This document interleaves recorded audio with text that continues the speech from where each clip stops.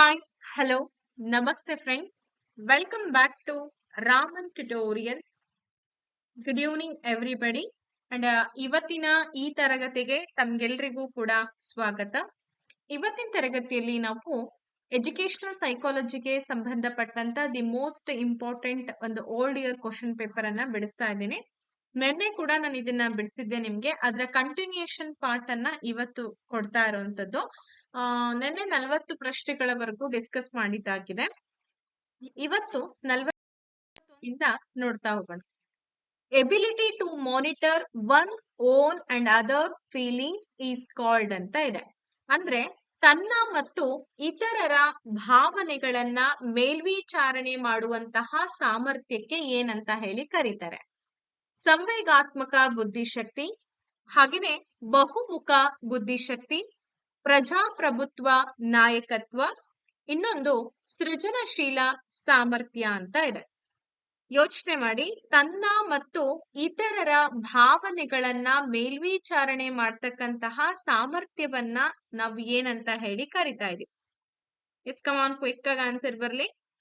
And ಈ question papers ಗಳೆಲ್ಲ ನಿಮಗೊಂದ್ ರೀತಿ ಕೈಗನ್ನಡಿ ಇದ್ದ ಹಾಗೆ. ಮುಂಚೆಯಿಂದನೂ ನಾನು ಹೇಳ್ತಾ ಇದ್ದೀನಿ, ನೀಟಾಗಿ ಇದನ್ನೆಲ್ಲ ಫಾಲೋ ಅಪ್ ಮಾಡಿದ್ರಿ ಅಂತಂದ್ರೆ ಎಕ್ಸಾಮ್ ನಲ್ಲಿ ನಿಮ್ಗೊಂದು ಅಭ್ಯಾಸ ಆಗಿರುತ್ತೆ. ನಾನು ಹೆಂಗ್ ಓದಿರ್ತೀನಿ, ಯಾವ ರೀತಿ ಎಕ್ಸಾಮ್ಸ್ ಅಲ್ಲಿ ಅಟೆಂಡ್ ಮಾಡ್ಬೇಕು ಅನ್ನೋ ಸಂಪೂರ್ಣ ನಾಲೆಜ್ ನಿಮಗೆ ಬಂದು ಒದಗಿರುತ್ತೆ. ಹಾಗಾಗಿ ಯಾರು ಸಿಂಗಲ್ ಪೀಪಲ್ ಕೂಡ ಇದನ್ನ ನೆಗ್ಲಿಜೆನ್ಸಿ ತೋರಿಸ್ಬೇಡಿ. ಅರ್ಥ ಆಯ್ತಾ? ಓಕೆ, ಹಾಗಾದ್ರೆ ಇದಕ್ಕೆ ಸರಿಯಾದ ಉತ್ತರ ಎಮೋಷನಲ್ ಇಂಟೆಲಿಜೆನ್ಸ್ ಅಂತ ಹೇಳಿ ಹೇಳಿದ್ರಿ. ವೆರಿ ಗುಡ್, ಸರಿಯಾಗಿದೆ. ಸಂವೇಗಾತ್ಮಕ ಬುದ್ಧಿಶಕ್ತಿ ಅಂತ ಕರಿತೀವಿ. ಅಂದ್ರೆ ಏನ್ ಗೊತ್ತಾ?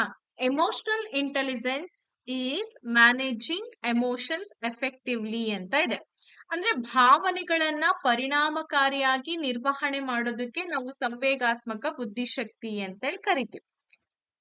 ಯಾವಾಗ್ಲೂ ಕೂಡ ನಮ್ಮ ಭಾವನೆಗಳು ಅಂದ್ರೆ ನಮ್ಮ ಮನಸ್ಸಿನ ಆಳದಲ್ಲಿ ಆಗ್ತಾ ಇರ್ತಕ್ಕಂತಹ ಕೆಲವೊಂದು ಭಾವನೆಗಳನ್ನ ನಾವು ಪರಿಣಾಮಕಾರಿಯಾಗಿ ಮ್ಯಾನೇಜ್ ಮಾಡ್ಬೇಕಾಗ್ತದೆ. ಸೊ ಅದನ್ನ ಸಂವೇಗಾತ್ಮಕ ಬುದ್ಧಿಶಕ್ತಿ ಅಂತ ಕರಿತೀವಿ. It include self awareness, self regulation, empathy and social skills. ಇದು ಸ್ವಯಂ ಜಾಗೃತಿ, ಸ್ವಯಂ ನಿಯಂತ್ರಣ, ಸಹಾನುಭೂತಿಯನ್ನ ಒಳಗೊಂಡಿರತ್ತೆ. ಯಾಕೆ ಅಂತಂದ್ರೆ ನನ್ನ ಭಾವನೆಗಳ ಜೊತೆಗೆ ನಾನು ಬೇರೆಯವರ ಭಾವನೆಗಳನ್ನ ಕೂಡ ಅರ್ಥ ಮಾಡ್ಕೊಳ್ತೀನಿ ಅನ್ನೋ ಕೆಪಾಸಿಟಿನೂ ಕೂಡ ಇದ್ರಲ್ಲಿ ಬಂದಿರತ್ತೆ. ಇಂಟರ್ ಪರ್ಸನಲ್ ಅಂತ ಹೇಳ್ತೀವಿ. ಅಂದ್ರೆ understanding others feelings is crucial for healthy relationships. ನೋಡಿ, ಬೇರೆಯವರ ಭಾವನೆಗಳನ್ನ ಅರ್ಥ ಮಾಡ್ಕೊಳ್ಳೋದು ಆರೋಗ್ಯಕರ ಸಂಬಂಧಗಳಿಗೆ ಮುಖ್ಯವಾಗಿದೆ ಅಂತ ಹೇಳಿ ಹೇಳ್ತೀವಿ. ಹಾಗಾದ್ರೆ ಈ ಸಂವೇಗಾತ್ಮಕ ಬುದ್ಧಿಶಕ್ತಿ ಬಗ್ಗೆ ತಿಳಿಸ್ಕೊಟ್ಟಿರುವಂತಹ ಮನೋವಿಜ್ಞಾನಿಯ ಹೆಸರು ಬಂದು ಡೇನಿಯಲ್ ಗೋಲ್ಮನ್. ಬಹಳಷ್ಟು ಸಲ ಎಕ್ಸಾಮ್ ನಲ್ಲಿ ಇವ್ರ ಬಗ್ಗೆ ಕೇಳಿದ್ದಾರೆ. ಮುಂದಿನ ಪ್ರಶ್ನೆಗೆ ಹೋಗೋಣ. The most important and very simple ಆಗಿರುವಂತ ಒಂದು ಕ್ವೆಶನ್. ಈ ಕೆಳಗಿನ ಯಾವ ಅಂಶಗಳು ಅನುವಂಶೀಯತೆಯಿಂದ ಪ್ರಬಲವಾಗಿ ಪ್ರಭಾವಿಸಲ್ಪಟ್ಟಿವೆ? Which among the following is strongly influenced by heredity ಅಂತ ಕೊಟ್ಟಿದ್ದಾರೆ. Mental development, social development, physical development and emotional development ಅಂತ ಇದೆ. ಇಲ್ಲಿ ಆಪ್ಷನ್ಸ್ ಗಳನ್ನ ಕೊಟ್ಟಿದ್ದಾರೆ. ಅಂದ್ರೆ ಅನುವಂಶೀಯತೆಯಿಂದ ಪ್ರಬಲವಾಗಿ ಪ್ರಭಾವಕ್ಕೆ ಒಳಗಾದಂತ ಅಂಶಗಳು ಯಾವ್ಯಾವು ಅಂತ ಕೇಳಿದ್ದಾರೆ. Both A and B, both B and C, both A and C, ಹಾಗೆ ಎ, ಸಿ ಮತ್ತೆ ಡಿ ಅಂತ ಉತ್ತರ ಇದೆ. ಯೋಚನೆ ಮಾಡ್ಬಿಟ್ಟು ಆನ್ಸರ್ ಕೊಡಿ. ಎಸ್,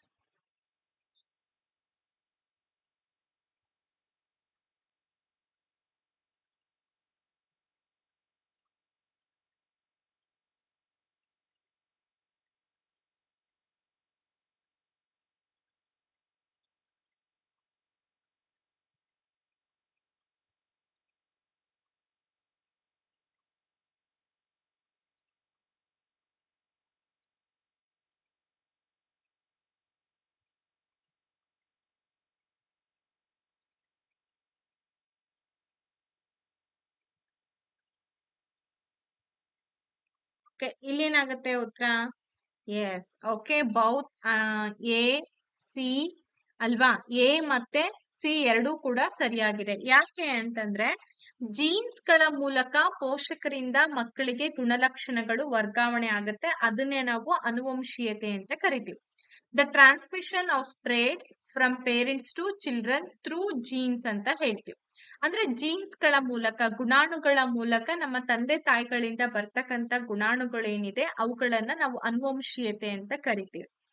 ಅದರಲ್ಲಿ ಈ ಮೆಂಟಲ್ ಡೆವಲಪ್ಮೆಂಟ್ ಮತ್ತೆ ಫಿಸಿಕಲ್ ಡೆವಲಪ್ಮೆಂಟ್ ಇವು ಎರಡೂ ಕೂಡ ಅತ್ಯಂತ ಪ್ರಭಾವಕ್ಕೆ ಒಳಪಡುತ್ತೆ. ಆದ್ರೆ ಸೋಷಿಯಲ್ ಡೆವಲಪ್ಮೆಂಟ್ ಮತ್ತೆ ಇಮೋಷನಲ್ ಡೆವಲಪ್ಮೆಂಟ್ ಎರಡೂ ಕೂಡ ಅನುವಂಶೀಯತೆಯಿಂದ ಹೊರತುಪಡಿಸಿ ಇದು ಒಂದು ಪರಿಸರದ ಪ್ರಬಲತೆ ಅಂತ ಹೇಳಿ ಕೂಡ ನಾವು ಗುರುತಿಸ್ತೀವಿ. ಎನ್ವೈರನ್ಮೆಂಟಲ್ ಸಿಚುಯೇಷನ್ಗೆ ಒಳಗಾಗುವಂತ ಅಂಶಗಳು ಯಾವ್ಯಾವು ಅಂದ್ರೆ ಒಂದು ಎಮೋಷನಲ್ ಡೆವಲಪ್ಮೆಂಟ್, ಇನ್ನೊಂದು ಸೋಷಿಯಲ್ ಡೆವಲಪ್ಮೆಂಟ್ ಅಂತ ಕರಿತೀವಿ ಅಲ್ವಾ?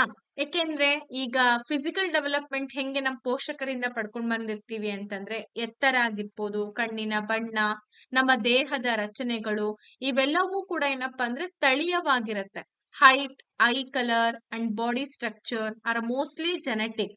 ಮೆಂಟಲ್ ಹೆಲ್ತ್ ಅಂತಂದಾಗ intelligence and cognitive potential have a strong genetic basis ಅಂತ ಇದೆ. ಬುದ್ಧಿಶಕ್ತಿ ಮತ್ತು ಜ್ಞಾನಾತ್ಮಕ ಸಾಮರ್ಥ್ಯ ಏನಿದೆ ಬಲವಾದಂತಹ ಸ್ಥಳೀಯ ಅಡಿಪಾಯವನ್ನ ಹೊಂದಿರುತ್ತೆ. ಈ ಸೋಷಿಯಲ್ ಮತ್ತೆ ಎಮೋಷನಲ್ ಇವೆಲ್ಲವೂ ಕೂಡ ಪರಿಸರ ಮತ್ತೆ ನಾವು ಬೆಳೆಸುವಂತ ರೀತಿಯ ಮೇಲೆ ಡಿಪೆಂಡ್ ಆಗಿರುತ್ತೆ. ಓಕೆ, ಇದಿಷ್ಟು ನೀವು ಕರೆಕ್ಟ್ ಆಗಿ ಓದ್ಕೊಂಡ್ಬಿಟ್ರೆ ಎಕ್ಸಾಮ್ ನಲ್ಲಿ ಯಾವುದೇ ರೀತಿ ಪ್ರಾಬ್ಲಮ್ ಅನ್ನ ನೀವು ಫೇಸ್ ಮಾಡೋ ಅಗತ್ಯನೇ ಇಲ್ಲ. ಯಾವ್ದು ಇಲ್ಲಿ ಫಿಸಿಕಲ್ ಡೆವಲಪ್ಮೆಂಟ್ ಯಾವ್ದಕ್ ಸೇರುತ್ತೆ, ಮೆಂಟಲ್ ಡೆವಲಪ್ಮೆಂಟ್ ಯಾವ್ದಕ್ ಸೇರುತ್ತೆ, ಪರಿಸರ ಅಂದ್ರೇನು, ಅನುವಂಶೀಯತೆ ಅಂದ್ರೇನು, ಪರಸ್ಪರ ಹೊಂದಾಣಿಕೆಗಳು ಹೇಗಿರುತ್ತೆ, ಈ ಕಾನ್ಸೆಪ್ಟ್ ಅನ್ನ ನಾನು ಈಗ ಆಲ್ರೆಡಿ ಹೇಳಿದಿನಲ್ವಾ, ನೀಟಾಗಿ ಅರ್ಥ ಮಾಡ್ಕೊಳ್ಳಿ. ಒಂದ್ಸಲ ಅಲ್ಲ 2 3 ಸಲ ಅದನ್ನ ರಿವಿಷನ್ಸ್ ತಗೊಳ್ತಾ ಹೋಗಿ. ಡೆಫಿನೆಟ್ಲಿ ನೀವು ಅಲ್ಲಿ ಫೇಲ್ ಆಗಕ್ಕೆ ಸಾಧ್ಯನೇ ಇಲ್ಲ. 43 ಕ್ವಶನ್ ಹೋಗೋಣ. The principle which explains that growth and development follow a pattern is. ಬೆಳವಣಿಗೆ ಮತ್ತು ವಿಕಾಸವು ಒಂದು ವಿನ್ಯಾಸದ ಪ್ರಕಾರ ನಡೆಯುತ್ತೆ, ಒಂದು ಡಿಸೈನ್ಫುಲ್ ಆಗಿ ನಡೆಯುತ್ತೆ. ಸೊ ಈ ಒಂದು ಪ್ರಕಾರ ನಡೆಯುತ್ತೆ ಅಂತ ಹೇಳಿ ವಿವರಣೆ ಕೊಡುವಂತಹ ತತ್ವ ಯಾವುದು ಅಂತ ಪ್ರಶ್ನೆ. Principle of heredity and environment, ಅನುವಂಶೀಯತೆ ಮತ್ತು ಪರಿಸರದ ತತ್ವ, ಸಾರ್ವತ್ರಿಕ ತತ್ವ, ಯೂನಿವರ್ಸಲ್ ಪ್ರಿನ್ಸಿಪಲ್, ಚಿರಪಾಧಾಭಿಮುಖ ತತ್ವ, ವೈಯಕ್ತಿಕ ಭಿನ್ನತೆಯ ತತ್ವ ಅಂತ ಇದೆ. ಪ್ರಿನ್ಸಿಪಲ್ ಆಫ್ ಇಂಡಿವಿಜುವಲ್ ಡಿಫರೆನ್ಸಸ್ ಅಂತ ಹೇಳಿ ಹೇಳ್ತಾ ಇದೀವಿ. ಎಸ್, ಕಮಾನ್, ಕ್ವಿಕ್ ಆಗಿ ಆನ್ಸರ್ ಬರ್ಲಿ.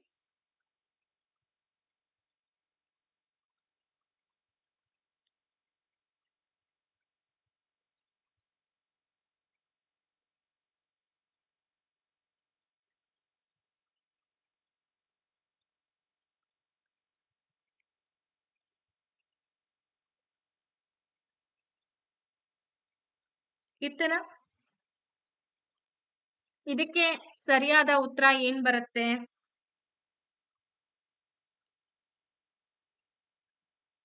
ಅನುವಂಶೀಯತೆ ಮತ್ತು ಪರಿಸರದ ತತ್ವ ಅಂತ ಹೇಳಿ ಹೇಳ್ತಾ ಇದೀರಾ, ಹೌದಾ? ಇನ್ನ ಕೆಲವೊಬ್ರು ಸಾರ್ವತ್ರಿಕ ತತ್ವ ಅಂತ ಹೇಳಿ ಹೇಳ್ತಾ ಇದೀರಿ. ಸರಿಯಾದ ಉತ್ತರ ಶಿರಪಾದಾಭಿಮುಖ ತತ್ವ, ಸೆಫೆಲೋಕಾರ್ಡಲ್ ಪ್ರಿನ್ಸಿಪಲ್ ಅಂತ ಹೇಳ್ತೀವಿ. Growth occurs from head to toe, ಬೆಳವಣಿಗೆ ಏನಿದೆ ತಲೆಯಿಂದ ಪಾದದವರೆಗೆ ನಡೀತಕ್ಕಂತಹ ಒಂದು ಪ್ರಕ್ರಿಯೆ. ಹಾಗೆ ಸೀಕ್ವೆನ್ಶಿಯಲಿಟಿ ಆಗ್ತದೆ. A child first gains control over the head, then arms and finally legs. ಮಗು ಮೊದ್ಲು ಏನ್ ಮಾಡುತ್ತೆ, ತಲೆಯ ಮೇಲೆ ನಿಯಂತ್ರಣವನ್ನ ಪಡ್ಕೊಂಡು ನಂತರ ಕೈಗಳು, ಅಂತಿಮವಾಗಿ ಕಾಲುಗಳ ಮೇಲೆ ನಿಯಂತ್ರಣವನ್ನ ಪಡ್ಕೊಳ್ತಾ ಹೋಗುತ್ತೆ. ಸೊ ಇದು ಮಾನವರಲ್ಲಿನ ನಿಶ್ಚಿತ ದೈಹಿಕ ಬೆಳವಣಿಗೆಯ ವಿನ್ಯಾಸ. ಅಂದ್ರೆ it describes a fixed development, physical development pattern in humans. ಹಿಂಗೆ ಆಗ್ಬೇಕು, ಇದೇ ಫಿಕ್ಸ್ ಅನ್ನೋ ರೀತಿಯಲ್ಲಿ ನಡೀತಾ ಇರುತ್ತೆ. ಸೊ ಫಸ್ಟ್ ಅದು ತನ್ನ ತಲೆಯ ಮೇಲೆ ನಿಯಂತ್ರಣವನ್ನ ಪಡ್ಕೊಂಡು ನಂತರ ಪಾದಗಳ ಒಂದು ನಿಯಂತ್ರಣವನ್ನ ಪಡ್ಕೊಳ್ತಾ ಹೋಗ್ತದೆ. ಸೊ ಈ ವಿನ್ಯಾಸ, ಈ ಡಿಸೈನ್ ಏನಿದೆ ಕಂಪ್ಲೀಟ್ ಆಗಿ ಎಲ್ಲಾ ಹ್ಯೂಮನ್ ಇನ್ಫ್ಯಾಂಟ್ಸ್ ಗಳಲ್ಲಿ ಕಂಡು ಬರುವಂತದ್ದು.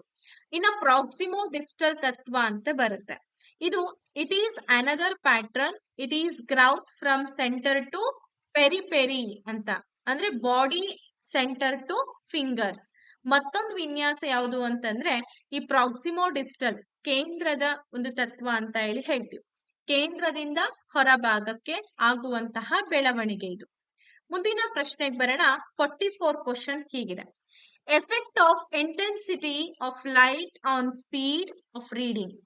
In this experimental study, the intervening variable is ಅಂತ ಇದೆ. ಓದಿನ ವೇಗದ ಮೇಲೆ ಬೆಳಕಿನ ತೀವ್ರತೆಯ ಪರಿಣಾಮ. ಹಾಗಾದ್ರೆ ಈ ಪ್ರಾಯೋಗಿಕ ಅಧ್ಯಯನದಲ್ಲಿ ಅಸಂಗತ ಚರಾಂಶ ಅಂದ್ರೆ ಯಾವುದು? ಬೆಳಕಿನ ತೀವ್ರತೆ, ಇಂಟೆನ್ಸಿಟಿ ಆಫ್ ಲೈಟ್, ಓದಿನ ವೇಗ, speed of reading, interest of reader, ಓದುಗನ ಆಸಕ್ತಿ, ಮೆಜರಿಂಗ್ ಟೂಲ್, ಅಳತೆ ಮಾಡುವಂತಹ ಸಾಧನ ಅಂತ ಇದೆ. ಎಸ್, ಕಮಾನ್ ಕ್ವಿಕ್ ಆಗಿ ಬರ್ಲಿ ಆನ್ಸರ್. ಹಾಗಿದ್ರೆ ಓದಿನ ವೇಗದ ಮೇಲೆ ಬೆಳಕಿನ ತೀವ್ರತೆಯ ಪರಿಣಾಮ ಅಂತ ಇದೆ.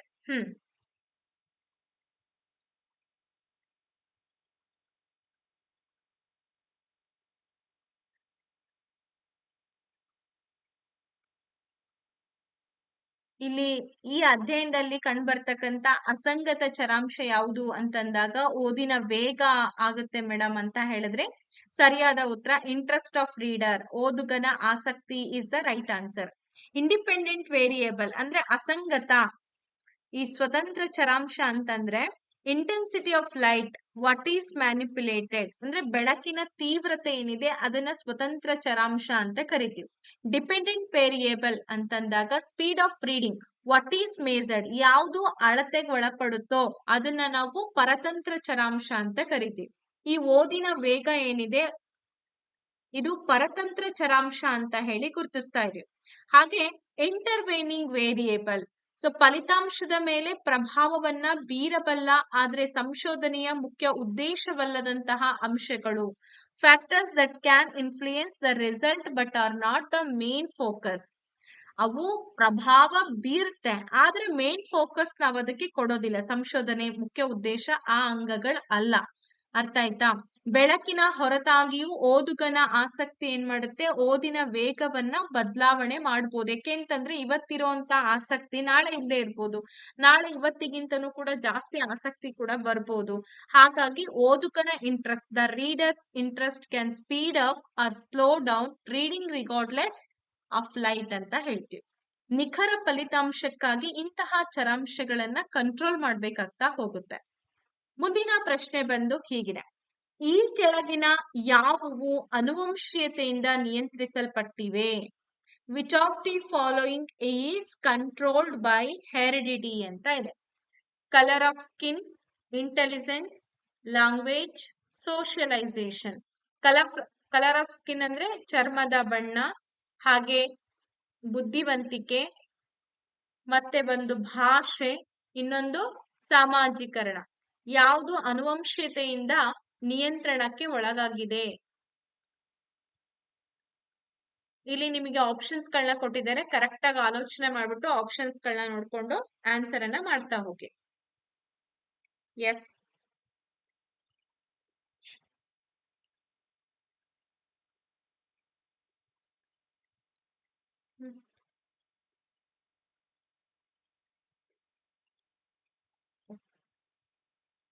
ಈ ಕೆಳಗಿನ ಯಾವುದು ಅನುವಂಶೀಯತೆಯಿಂದ ನಿಯಂತ್ರಿಸಲ್ಪಟ್ಟಿವೆ? ಯಾವ್ದಾಗಿರ್ಬೋದು?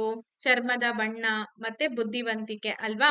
ಹಾಗಾಗಿ ಎ ಮತ್ತು B is the right answer ಅಂತ ಹೇಳ್ತೀವಿ. ನೋಡಿ, ಚರ್ಮದ ಬಣ್ಣವು ಪೋಷಕರಿಂದ ಬರುವಂತಹ ಜೀನ್ಸ್ ಗಳಿಂದ ನಿರ್ಧರಿಸಲ್ಪಡುತ್ತೆ. It determined by melanin and genes inherited from parents ಅಂತ ಹೇಳಿ ಹೇಳ್ತೀವಿ. ಓಕೆ, ಚರ್ಮದ ಬಣ್ಣ ಏನಿದೆ ಪೋಷಕರಿಂದ ಬರ್ತಕ್ಕಂತಹ ಜೀನ್ಸ್ ಗಳಿಂದ ನಿರ್ಧರಿಸಲ್ಪಡುತ್ತೆ. ಫಾರ್ ಎಕ್ಸಾಂಪಲ್ ಕಪ್ಪು, ಬಿಳಿಪು, ಕೆಂಪು, ಈ ತರ ಏನೇನೋ ಹೇಳ್ತೀವಲ್ಲ. ಮಗು ತಂದೆ ತರ ಇದೆ, ತಾಯಿ ತರ ಇದೆ, ತಾಯಿ ಬಣ್ಣ ತಂದೆ ಬಣ್ಣ, ಈ ರೀತಿ ಅಂತ ಹೇಳ್ತೀವಲ್ಲ ಹಾಗೆ. ಸೊ ಇಂಟೆಲಿಜೆನ್ಸ್ ಅಂತಂದಾಗ studies show a significant genetic component in cognitive capacity. ಜ್ಞಾನಾತ್ಮಕ ಸಾಮರ್ಥ್ಯದಲ್ಲಿ ಗಮನಾರ್ಹ ತಳಿಯ ಅಂಶವಿದೆ ಅಂತ ಹೇಳಿ ಅಧ್ಯಯನಗಳು ತೋರಿಸುತ್ತೆ. ಏಕೆಂದ್ರೆ ಬುದ್ಧಿವಂತಿಕೆ ತಂದೆಯಿಂದ ಬರ್ಬೋದು, ತಾಯಿಯಿಂದ ಬರ್ಬೋದು, ಈ ರೀತಿ ನಾವು ಗೆಸ್ ಮಾಡ್ತಾ ಇರ್ತೀವಿ. ಲ್ಯಾಂಗ್ವೇಜ್ ಅಕ್ವಿಸಿಷನ್ ಬಂದ್ಬಿಟ್ಟು ಹೆಚ್ಚಾಗಿ ಪರಿಸರದಿಂದ ಇಂಪ್ಯಾಕ್ಟ್ ಆಗ್ತಾ ಹೋಗುತ್ತೆ. ಪರಿಸರದಿಂದ ಮಗು ಲ್ಯಾಂಗ್ವೇಜ್ ಅನ್ನ ಕಲಿಯುತ್ತೆ, ಅನುಕರಣೆ ಮಾಡುತ್ತೆ, ಮಾಧ್ಯಮದ ಮೂಲಕ ವಿಷಯಗಳನ್ನ ಅರ್ಥ ಮಾಡ್ಕೊಳ್ಳುವಂತಹ ಸಾಮರ್ಥ್ಯವನ್ನ ಪಡ್ಕೊಳ್ಳುತ್ತೆ. ಹಾಗಾಗಿ ನೆಕ್ಸ್ಟ್ ಸೋಷಿಯಲೈಸೇಷನ್ ಅಂತಂದ್ರೆ ಆಬ್ವಿಯಸ್ಲಿ ಇದೇನಪ್ಪಾ ಅಂದ್ರೆ ಸಮಾಜದ ನಿಯಮಗಳನ್ನ ಕಲಿಯುವಂತಹ ಸಂಪೂರ್ಣ ಪರಿಸರ ಕ್ರಿಯೆ ಇದು. ಇದು ಅನುವಂಶೀಯತೆಯ ಅಂಶ ಅಲ್ಲ. ಓಕೆ, ಇನ್ನ ಮುಂದಿನ ಪ್ರಶ್ನೆ 46ನೇ ಪ್ರಶ್ನೆ ಹೀಗಿದೆ. In the concentric circles approach of the sociometry the star is placed ಅಂತ ಇದೆ. ಸಮಾಜ ಮಿತಿ ತಂತ್ರ ಅಂದ್ರೆ ಸೋಶಿಯೋಮೆಟ್ರಿಕ್ ಟೆಕ್ನಿಕ್ ಅಂತ ಹೇಳಿ ಕೂಡ ಕರಿತೀವಿ. ಇಂತಹ ಸಮಾಜ ಮಿತಿ ತಂತ್ರದ ಏಕಕೇಂದ್ರೀಯ ವೃತ್ತಗಳ ವಿಧಾನದಲ್ಲಿ ನಕ್ಷತ್ರವನ್ನ ಗುರುತಿಸುವಂತದ್ದು ಯಾವುದು? ಔಟ್ಸೈಡ್ ದ ಲಾಸ್ಟ್ ಸರ್ಕಲ್, ಹೊರ ವೃತ್ತದ ಆಚೆ. ಇನ್ ದ ಲಾಸ್ಟ್ ಸರ್ಕಲ್, ಹೊರ ವೃತ್ತದ ಒಳಗೆ. In the inner most circle, ಅತ್ಯಂತ ಒಳ ವೃತ್ತದಲ್ಲಿ. ಔಟ್ಸೈಡ್ ದ ಮಿಡಲ್ ಸರ್ಕಲ್, ಮಧ್ಯ ವೃತ್ತದ ಆಚೆ ಅಂತ ಇದೆ.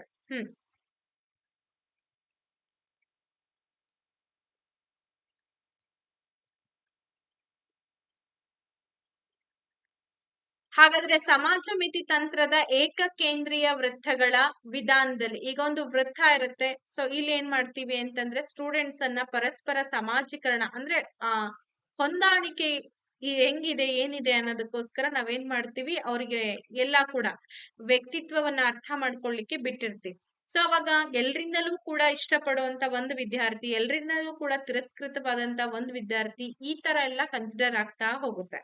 ಹಾಗಾದ್ರೆ ನಕ್ಷತ್ರ ಸ್ಟಾರ್ ಅಂತ ಹೇಳಿ ನಾವ್ ಎಲ್ಲಿ ಗುರುತಿಸ್ತೀವಿ? ಅತ್ಯಂತ ಒಳ ವೃತ್ತದಲ್ಲಿ, ಇನ್ ದ ಇನ್ನರ್ ಸರ್ಕಲ್ ಅಂತ ಏನ್ ಹೇಳ್ತಿದ್ದೀರಾ? Very good. ಯಾಕೆ ಸಮಾಜ ಮಿತಿ ತಂತ್ರವನ್ನ ನಾವು ಉಪಯೋಗ ಮಾಡ್ಬೇಕು ಅಂತಂದ್ರೆ a technique used to measure social relationships in a group. ಒಂದು ಸಮೂಹದಲ್ಲಿರ್ತಕ್ಕಂತಹ ಸಂಬಂಧಗಳನ್ನ ಅಳತೆ ಮಾಡ್ಲಿಕ್ಕೋಸ್ಕರ ಈ ತಂತ್ರವನ್ನ ಬಳಕೆ ಮಾಡ್ತೀವಿ. ಸೊ ಇದರ ಪ್ರತಿಪಾದಕರು ಬಂದ್ಬಿಟ್ಟು JL ಮೊರೆನೋ ಅಂತ ಹೇಳಿ ಕೂಡ ಗುರುತಿಸ್ತೀವಿ. ಓಕೆ, ಇನ್ನ ದ ಸ್ಟಾರ್ ಯಾರಿಲ್ಲಿ? ಹೆಚ್ಚಿನ ಸದಸ್ಯರಿಂದ ಆಯ್ಕೆಯಾದ ಅತ್ಯಂತ ಜನಪ್ರಿಯ ವ್ಯಕ್ತಿಯೇ ನಕ್ಷತ್ರ. ಇಲ್ಲಿ the most popular person are the one chosen by many members. Placement, ಅವ್ರಿಗೆ ಏನ್ ಪ್ಲೇಸ್ಮೆಂಟ್ ಕೊಟ್ಟಿರ್ತೀವಿ? they are placed in the center and inner most circle. ಅಂದ್ರೆ ಈ ಸರ್ಕಲ್ ನ inner most, the centre of attraction ಅಂತ ಏನ್ ಕರಿತೀವಿ, ಆ ಸೆಂಟರ್ ಆಫ್ ಅಟ್ರಾಕ್ಷನ್ ಆ ವ್ಯಕ್ತಿ ಆಗಿರ್ತಾರೆ ಸೋಶಿಯೋಗ್ರಾಮ್ ಅಲ್ಲಿ. ಓಕೆ, ಅಂಡ್ ಆಲ್ಸೋ ಐಸೋಲೇಟ್ಸ್ ಅಂತ ಹೇಳಿ ರೆಕಗ್ನೈಸ್ ಮಾಡ್ತೀವಿ. ಐಸೋಲೇಟ್ಸ್ ಅಂತಂದ್ರೆ people who are not chosen by any one R placed on the outer circles. ಯಾರಿಂದಲೂ ಕೂಡ ಆಯ್ಕೆ ಆಗದೆ ಇರೋದು, ಎಲ್ಲರಿಂದಲೂ ಕೂಡ ತಿರಸ್ಕೃತರಾದಂತ ವ್ಯಕ್ತಿಗಳನ್ನ ಅಥವಾ ವಿದ್ಯಾರ್ಥಿಗಳನ್ನ ಹೊರ ವೃತ್ತಗಳಲ್ಲಿ ಗುರುತಿಸ್ತಾರೆ. ಅಂದ್ರೆ ತುಂಬಾ ಇಂಟ್ರೋವರ್ಟ್ ಆಗಿರ್ತಾರೆ. ಎಕ್ಸ್ಟ್ರೋವರ್ಟ್ ಒಂದು ಕ್ವಾಲಿಟೀಸ್ ಗಳನ್ನ ಅವ್ರು ಹೊಂದೋದಕ್ಕೆ ಏನೆಲ್ಲಾ ಬೇಕೋ ಅದನ್ನ ಅವಾಗ ನಾವು ಅವರಿಗೆ ಚೂಸ್ ಮಾಡ್ತಾ ಹೋಗ್ತೀವಿ. ಓಕೆ, ವಿಜುವಲ್ ಏಡ್, ದೃಶ್ಯ ಮಾಧ್ಯಮ. It helps teachers understand the social structure of a class room.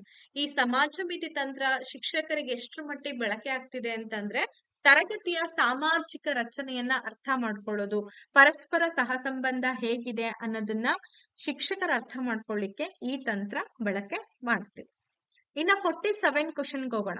ಮಗುವಿನ ನೈತಿಕ ಬೆಳವಣಿಗೆ ಕ್ಷೇತ್ರಕ್ಕೆ ಸಂಬಂಧಪಟ್ಟಂತಹ ವ್ಯಕ್ತಿಗಳು ಯಾರು?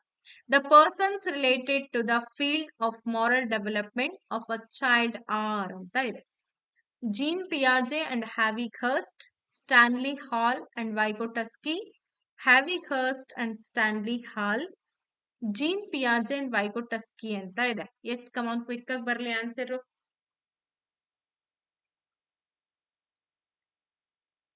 ಯೋಚನೆ ಮಾಡಿ.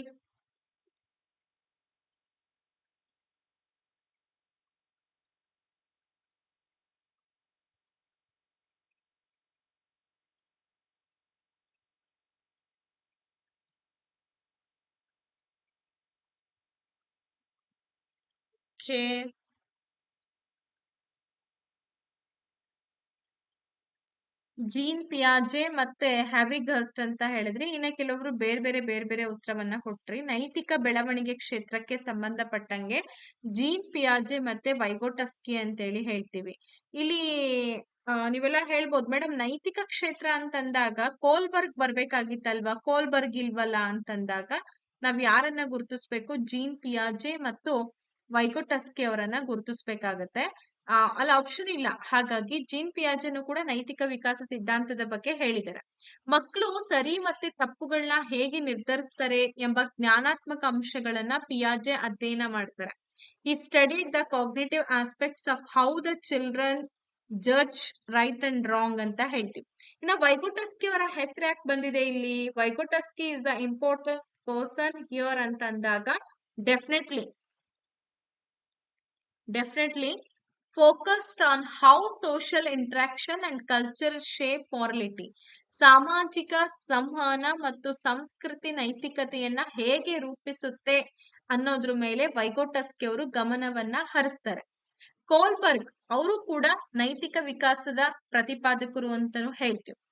ಈ note that Lawrence Kohlberg is the most famous name in the moral development ಅಂತ ಹೇಳ್ತೀವಿ. ಸೊ ಕಾಗ್ನಿಟಿವ್ ಲಿಂಕ್ ಹೆಂಗ್ ಬಂತು ಇಲ್ಲಿ ಅಂದಾಗ ಪಿಯಾಜೆ ಮತ್ತೆ ವೈಗೋಟಸ್ಕಿ ಇವರಿಬ್ರು ಕೂಡ ಜ್ಞಾನಾತ್ಮಕ ಅಥವಾ ಸಾಮಾಜಿಕ ಬೆಳವಣಿಗೆಯನ್ನ ನೈತಿಕ ವಿಚಾರದ ಜೊತೆಗೆ ಜೋಡಿಸ್ತಾರೆ. ಹಾಗಾಗಿ ನೈತಿಕ ವಿಕಾಸ ಅನ್ನೋದು ಸಾಮಾಜಿಕ ಮೌಲ್ಯ ಮತ್ತೆ ನೈತಿಕ ವರ್ತನೆಗಳನ್ನ ಕಲಿಯೋದು ಅಂತ ಹೇಳಿ ಎರಡನ್ನೂ ಕೂಡ ಅವ್ರು ಮಿಕ್ಸ್ ಮಾಡಿ ಹೇಳ್ತಾರೆ. Moral development involves learning social values and ethical behaviour ಅಂತ. ಹಾಗಾಗಿ ಅದು ಇಲ್ಲಿ ಬಂದು ಸೇರ್ಕೊಳ್ತು. ಈಗ ಮುಂದಿನ ಪ್ರಶ್ನೆಗೆ ಹೋಗೋಣ. Verbal guidance is effective in learning the following except ಅಂತ ಇದೆ. ಈ ಕೆಳಗಿನವುಗಳಲ್ಲಿ ಒಂದನ್ನ ಹೊರತುಪಡಿಸಿ ಯಾವುದನ್ನ ಕಲಿಯಲು ಶಾಬ್ದಿಕ ಸಲಹೆ ಪರಿಣಾಮಕಾರಿ ಅಂತ ಹೇಳ್ತಿದ್ದಾರೆ. ಪ್ರಶ್ನೆ ಅರ್ಥ ಮಾಡ್ಕೊಳ್ಳಿ. ಒಂದನ್ನ ಹೊರತುಪಡಿಸಿ ಯಾವುದನ್ನ ಕಲೀಲಿಕ್ಕೆ ಶಾಬ್ದಿಕ ಸಲಹೆ ಪರಿಣಾಮಕಾರಿಯಾಗಿರುತ್ತೆ? ಮನೋಭಾವನೆಗಳು, ಪರಿಕಲ್ಪನೆಗಳು, ಕೌಶಲ್ಯ ಮತ್ತೆ ಸಂಗತಿಗಳು ಅಂತ ಇದೆ. ಯೋಚನೆ ಮಾಡಿ. ಶಾಬ್ದಿಕ ಸಲಹೆ ಒಂದನ್ನ ಹೊರತುಪಡಿಸಿ ಯಾವುದನ್ನ ಕಲೀಲಿಕ್ಕೆ ಶಾಬ್ದಿಕ ಸಲಹೆ ಪರಿಣಾಮಕಾರಿಯಾಗಿ ನಮ್ಗೆ ಸಹಾಯವನ್ನ ಮಾಡುತ್ತೆ? ಯಾವುದು? ಮನೋಭಾವ, ಪರಿಕಲ್ಪನೆಗಳು, ಕೌಶಲ್ಯಗಳು ಮತ್ತೆ ಸಂಗತಿಗಳು ಅಂತ ಇದೆ. ಅಗ್ದಿ ಸಿಂಪಲ್ ಆಗಿರುವಂತ ಪ್ರಶ್ನೆ. ಅಂಡ್ ಕಮಾನ್ ಕ್ವಿಕ್ ಆಗಿ ಆನ್ಸರ್ ಬರ್ಲಿ. ಏನ್ ಆನ್ಸರ್ ಬರ್ತಾ ಇದೆ? Yes, very good. ಕೌಶಲ್ಯ, ಸ್ಕಿಲ್ಸ್ ಅಂತ ಹೇಳ್ತೀವಿ. ವಾಹನ ಚಾಲನೆ, ಹೊಲಿಗೆ ಅಥವಾ ನೃತ್ಯದಂತಹ ದೈಹಿಕ ಕೌಶಲ್ಯಗಳ ಕಲಿಕೆ ಸ್ಕಿಲ್ಸ್ ಅಂತಂದ್ರೆ ಅವನ್ನ ನಾವು ಬರೀ ಕೇಳಿದ ತಕ್ಷಣ ಕಲಿಯಕ್ಕಾಗತ್ತಾ? ಅಥವಾ ಯಾರು ನನಗೊಬ್ರು ಹಿಂಗಿಂಗ್ ಅಂತ ಹೇಳ್ತಿದಾರೆ ಹಂಗೆ ತಕ್ಷಣ ಕಲಿಯಕ್ಕಾಗತ್ತಾ? ಇಲ್ಲ. ಯಾಕೆ ಅಂತಂದ್ರೆ ಮಾತಿಗಿಂತಲೂ ಕೂಡ ಜಾಸ್ತಿ ಪ್ರತ್ಯಕ್ಷ ಪ್ರದರ್ಶನ ಆಗ್ಬೇಕಲ್ಲಿ. ಅಭ್ಯಾಸ ಬೇಕು. ಟ್ರಯಲ್ ಅಂಡ್ ಎರರ್ ಬಹಳ ಅಗತ್ಯವಾಗಿ observation and practice are the more important thing when we are learning to skills. So skills ಅನ್ನ ಕಲಿಯುವಂತ ಸಂದರ್ಭದಲ್ಲಿ ನಮ್ಗೆ ಅಬ್ಸರ್ವೇಷನ್ ಮತ್ತೆ ಪ್ರಾಕ್ಟೀಸ್ ಸೆಷನ್ಸ್ ಗಳು ಬಹಳಷ್ಟು ಬೇಕಾಗತ್ತೆ.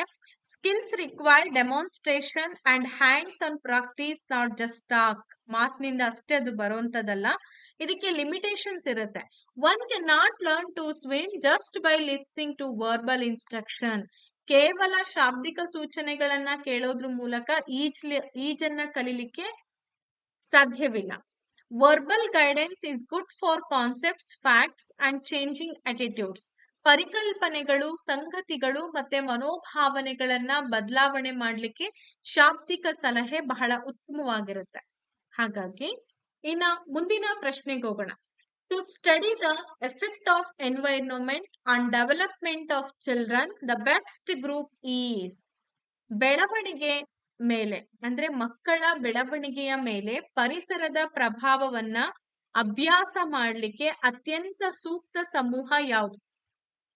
ನೋಡಿ, ಅಸಮರೂಪಿ ಅವಳಿಗಳು, ಎರಡು ಕುಟುಂಬಗಳ ಮಕ್ಕಳು, ಸಮರೂಪಿ ಅವಳಿಗಳು, ಒಡ ಹುಟ್ಟಿದವರು ಅಂತ ಇದೆ. Fraternal twins, children from two different families, identical twins, siblings ಅಂತ ಇದೆ.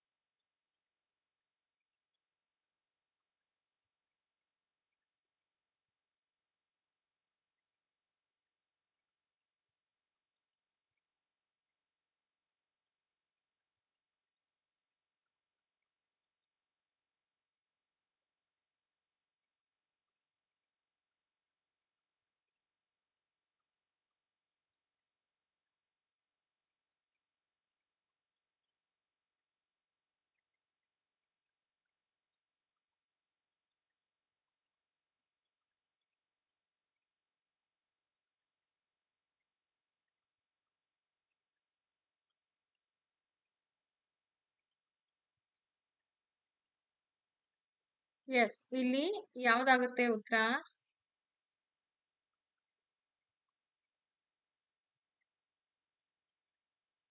ಓಕೆ.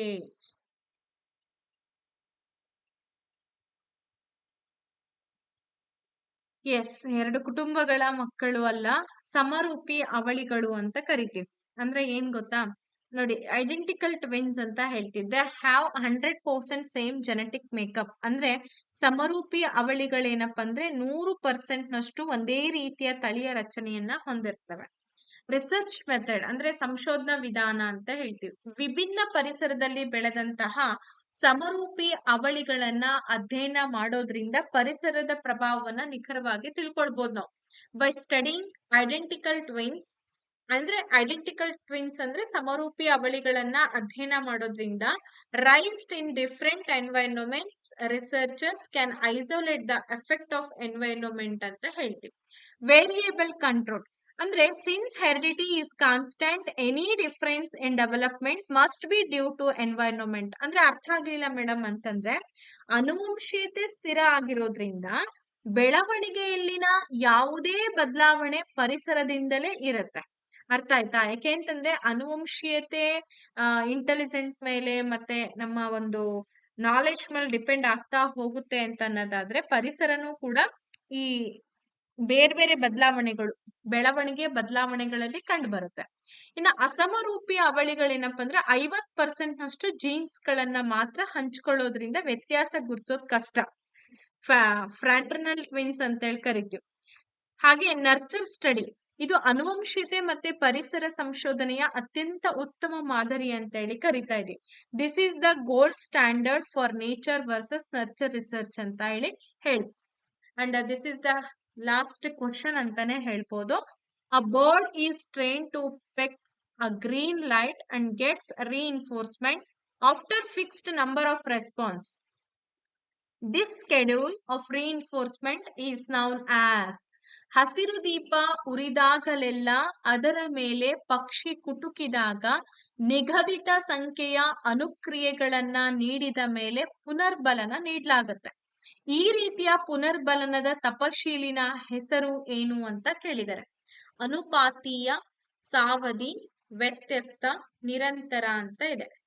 ಅರ್ಥ ಆಗಿಲ್ಲ ಮೇಡಮ್ ಅಂತಂದ್ರೆ, ಇದು BF ಸ್ಕಿನ್ನರ್ ಅವರ ಕ್ರಿಯಾಜನ್ಯ ಅನುಬಂಧನ ಕಲಿಕಾ ಸಿದ್ಧಾಂತಕ್ಕೆ ಸಂಬಂಧಪಟ್ಟಂತ ಒಂದು ಥೇರಿ ಇದು, ಅಥವಾ ಒಂದು ಪ್ರಯೋಗವನ್ನ ಮಾಡ್ತಾರೆ. ಹಸಿರು ದೀಪ ಉರಿದಾಗ್ಲೆಲ್ಲ ಏನಾಗುತ್ತೆ, ಅದರ ಮೇಲೆ ಪಕ್ಷಿ ಕುಟುಕುತ್ತೆ ಹಸಿರು ದೀಪದ ಮೇಲೆ. ಅವಾಗ ನಿಗದಿತ ಸಂಖ್ಯೆ ಅನುಕ್ರಿಯೆಗಳನ್ನ ನೀಡಿದಾಗ ಅದ್ರ ಮೇಲೆ ಪುನರ್ಬಲನ ಕೊಡ್ಲಾಗ್ತದೆ. ಸೊ ಇಂಥ ಪುನರ್ಬಲನದ ತಪಶೀಲನ ಹೆಸರು ಬಂದ್ಬಿಟ್ಟು ಅನುಪಾತೀಯ, ರೇಷಿಯೋ ಅಂತ ಹೇಳ್ತೀವಿ. ನಿಗದಿತ ಸಂಖ್ಯೆಯ ಸರಿಯಾದ ಪ್ರತಿಕ್ರಿಯೆಗಳ ನಂತರ ಪುನರ್ಬಲನ ನೀಡೋದಕ್ಕೆ ನಾವು ಸ್ಥಿರ ಅನುಪಾತ ಅಂತ ಕರಿತೀವಿ. Fixed number of responses indicates a ratio schedule. ನಿಗದಿತ ಸಂಖ್ಯೆಯ ಅನುಕ್ರಿಯೆಗಳು ಎಂಬುವುದು ಅನುಪಾತೀಯ ತಪಶೀಲನ್ನ ಸೂಚಿಸುತ್ತೆ, ರೇಷಿಯೋವನ್ನ ಸೂಚಿಸುತ್ತೆ. ಈ ವಿಧಾನ ಸಾಮಾನ್ಯವಾಗಿ ಹೆಚ್ಚಿನ ಮತ್ತೆ ಸ್ಥಿರವಾದ ಪ್ರತಿಕ್ರಿಯೆ ದರಕ್ಕೆ ಕಾರಣ ಆಗುತ್ತೆ. This schedule typically leads to a high and steady rate of response ಅಂತ ಹೇಳಿ ಕರಿತೀವಿ. ಕಾಂಟ್ರಾಸ್ಟ್ ಅಲ್ಲಿ ನೋಡೋದಾದ್ರೆ, interval schedule depends on time passed to not the number of actions. ಸಾವಧಿ ತಪಶೀಲು ಏನಪ್ಪಾ ಅಂದ್ರೆ ಕಾಲಾವಧಿಯ ಮೇಲೆ ಅವಲಂಬಿತ ಆಗಿರುತ್ತೆ ಹೊರತಾಗಿ ಕ್ರಿಯೆ ಎಷ್ಟು ಮಟ್ಟಿಗೆ ಕ್ರಿಯೆ ಆಯ್ತು ಅನ್ನೋದ್ರ ಬಗ್ಗೆ ಅದ್ರ ಮೇಲೆ ಅದು ಫೋಕಸ್ ಇರೋದಿಲ್ಲ. This is based on BF Skinner's operant conditioning experiments. ಇದೇನಪ್ಪಾ ಅಂದ್ರೆ BF ಸ್ಕಿನ್ನರ್ ಅವರ ಕ್ರಿಯಾಜನ್ಯ ಅನುಬಂಧನ ಪ್ರಯೋಗಗಳನ್ನ ಆಧರಿಸಿರುವಂತಹ ಒಂದು ಥಿಯರಿ. ಎಕ್ಸಾಮ್ ನಲ್ಲಿ ಈ ರೀತಿ ಕೇಳಿದ್ರು ಅಂತಂದ್ರೆ ಸ್ವಲ್ಪ ನೀವು ಮಸ್ಟ್ ಆನ್ಸರ್ ಮಾಡ್ಲಿಕ್ಕೆ ಯೋಚನೆ ಮಾಡ್ಲೇಬೇಕಾಗತ್ತೆ. ಇನ್ನ ಅದರ್ ವೇರಿಯೇಷನ್ಸ್ ಗಳಲ್ಲಿ ನೀವು ಅವರ ಒಂದು ಥಿಯರಿಯ ಅನ್ವಯಿಕ ಪ್ರಶ್ನೆಗಳನ್ನ ಹೆಂಗೆಲ್ಲಾ ಕೇಳ್ತಾರೆ ಅನ್ನೋದನ್ನ ಸ್ವಲ್ಪ ಗುರ್ತಿಸುವಂತ ಪ್ರಯತ್ನವನ್ನ ಮಾಡ್ಬೇಕಾಗತ್ತೆ. ಅದು ಹೇಗೆ ಮೇಡಮ್ ಅಂತಂದ್ರೆ, ಈ ರೀತಿ ಕ್ವಶನ್ ಪೇಪರ್ಸ್ ಗಳನ್ನ ಡೈಲಿ ನಾನು ಬಿಡಿಸ್ತಾ ಹೋದೆ ಅಂತಂದ್ರೆ ನಿಮ್ಗೊಂದು ಅಬ್ಸರ್ವೇಷನ್ ಸ್ಕಿಲ್ ಕೂಡ ಬೆಳೀತಾ ಹೋಗುತ್ತೆ. ಹೆಂಗ್ ಕೇಳ್ಬೋದು, ಯಾವ ರೀತಿ ನಾನು ಅದಕ್ಕೆ ಆನ್ಸರ್ ಮಾಡ್ಬೇಕು, ಈ ತರ. ಓಕೆ, ಹಾಗಾದ್ರೆ ಇವತ್ತಿನ ಈ ತರಗತಿಯನ್ನ ಇಲ್ಲಿ ಮುಗಿಸೋಣ. ಅಂಡ್ ಮತ್ತೆ ಮುಂದಿನ ತರಗತಿಯಲ್ಲಿ ಮತ್ತಷ್ಟು ವಿಷಯಗಳನ್ನ ತಿಳಿಯುವಂತಹ ಪ್ರಯತ್ನವನ್ನ ಕೂಡ ಮಾಡೋಣ ಅಂತ ಹೇಳ್ತಾ ಧನ್ಯವಾದಗಳು. ಮತ್ತೆ ಮುಂದಿನ ತರಗತಿಯಲ್ಲಿ ಭೇಟಿಯಾಗೋಣ. Okay, thank you, take care, bye bye.